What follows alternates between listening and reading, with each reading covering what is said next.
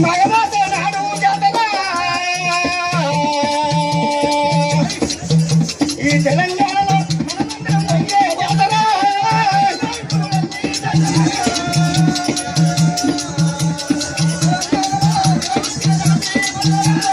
తెలంగాణ లోపల వెనకడికో సామెత ఉండే కూడలు చూడకపోతే కుక్క బతుకట కూడల్ని చూడకపోతే కుక్క కన్నా ఈయనం అన్నది వెనకట బాబాయ్ చెప్పు పోవాలరా అని చెప్పి అందుకోసమనే ఆ శ్రీరామచంద్రుడు సీతమ్మని తీసుకొచ్చిన నాడు ఋషులు చెప్పినట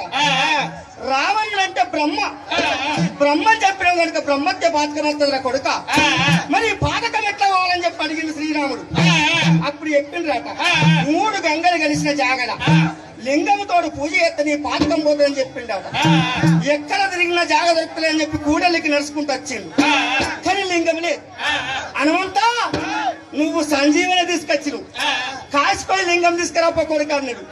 నువ్వు చెప్పినాక నేను ఒప్పుకుంటున్నాను రాముడంత దేవుడు ఉన్నాడు హనుమంతుడంత భక్తుడు శిష్యుడు ఉన్నాడు పోనేవాతున్నాడు